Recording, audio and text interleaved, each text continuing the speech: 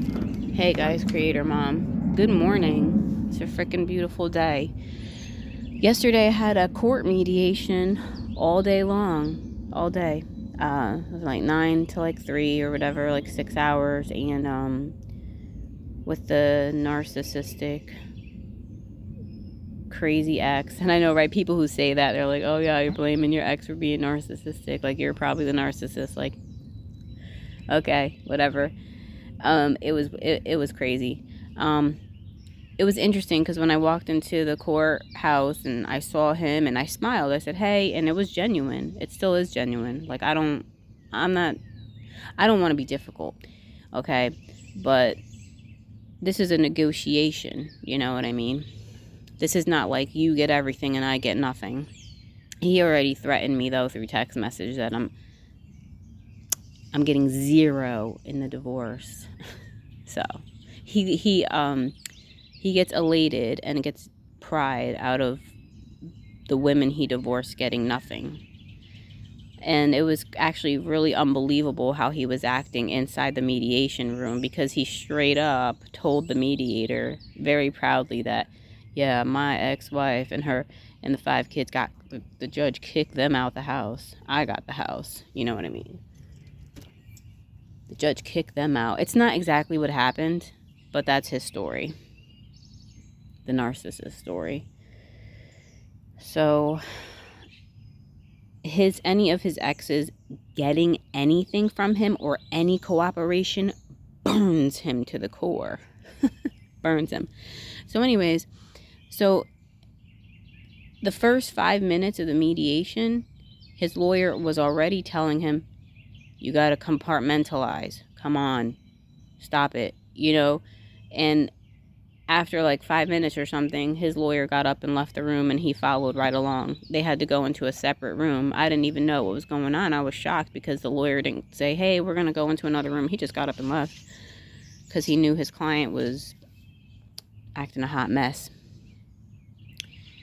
Because when everything started, the mediator was going to start it with like assets. Like, okay, like what, you know, we're talking about this property or that, or we talked about like giving my things that I still have at that house back. And it was crazy because he claimed that first he lied a lot too, which I was shocked. I was like, wow, like if you lie in front of like in this setting, like what kind of person are you really? Like, but that's the thing with narcissists, or this narcissist, 0 transparency. They don't like being asked questions. They will deflect, deceive.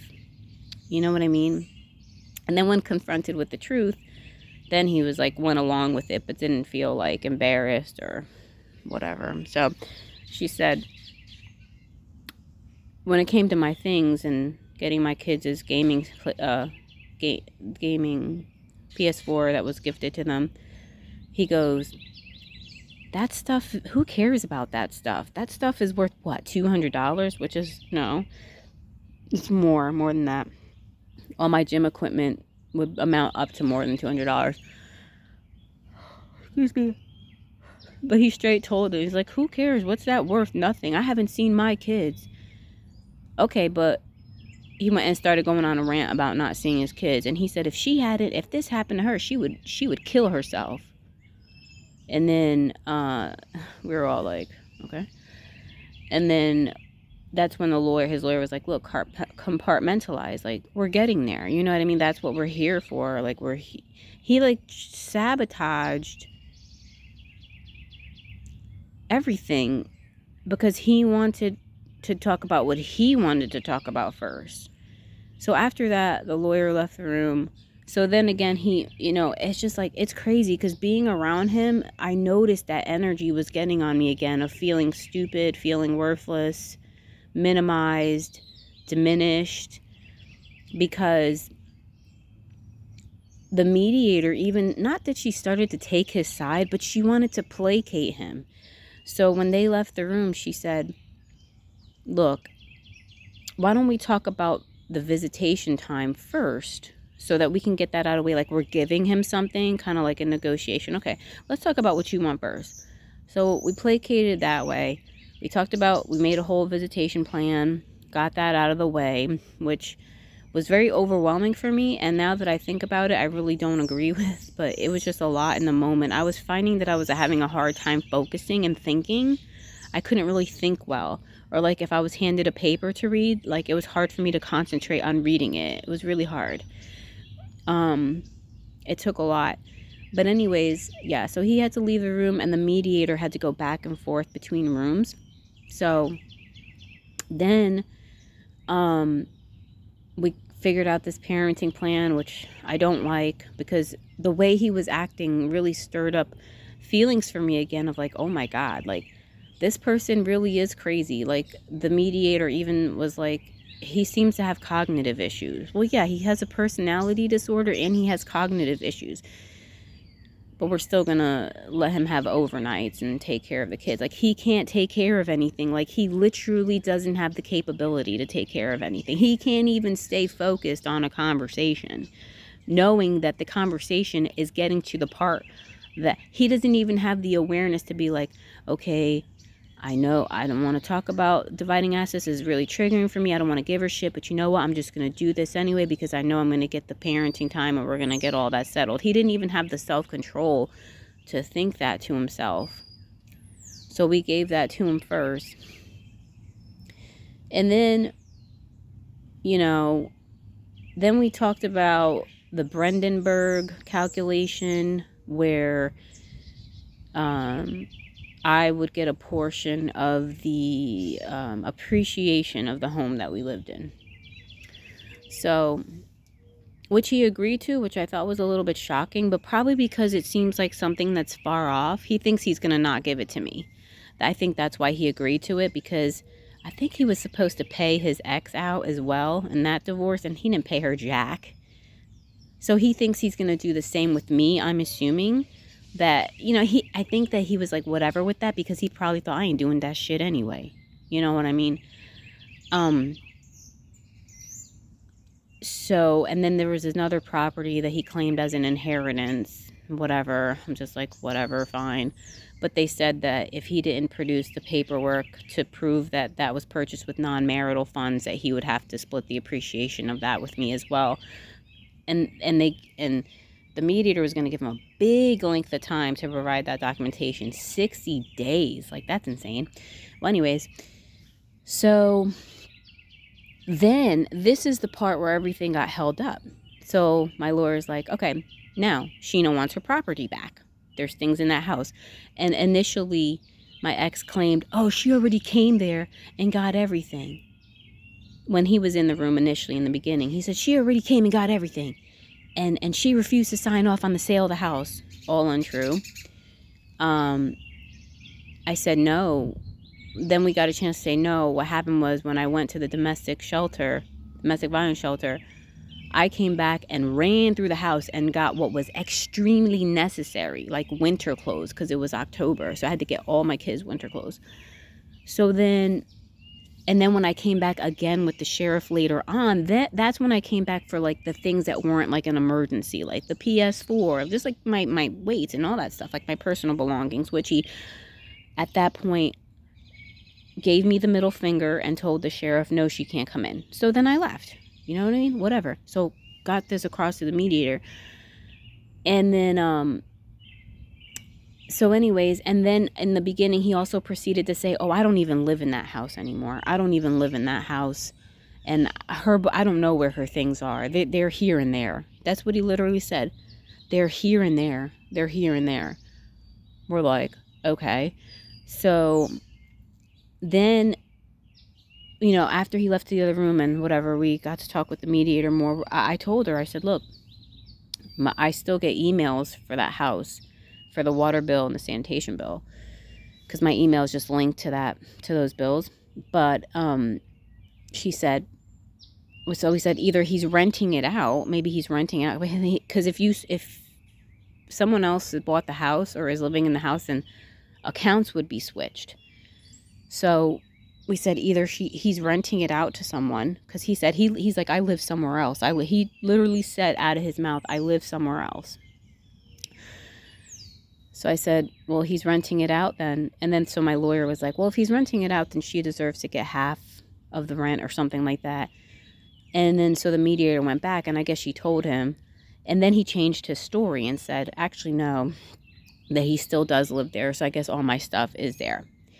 So then the mediator's like, comes back to me. She says, hey, look, if you give him a list of the things you want from the house, he'll try to get them to you. We did this already. We did this for the last court hearing. We had a court hearing previously where for the court to force me to sign off on the sale of the house, which is fine, as long as he gave me my things back. Okay? Then it never went down. So they had this list already. So the mediator goes back and she gives him the same list that they already fucking have, him and his lawyer. Same fucking list. Nothing changed. She said the mediator comes back, she goes, he got really upset and he ripped up the paper into shreds. I put this into ChatGPT. I'm like, what does this mean? And all this stuff. And it's just like a show of like, you're not worth shit. I'm not giving your shit back. I'm not doing anything for you. The mediator was weird because she was trying to think like, wow, he got really upset by that. And I'm like, yeah, maybe the list confused him. Maybe he's overwhelmed. Like maybe he looks at all those things and he doesn't know where the hell they are and he's getting angry. Like, what the fuck lady, like, has he not shown you enough?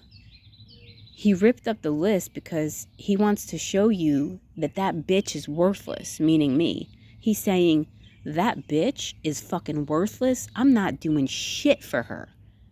I'm not giving her shit.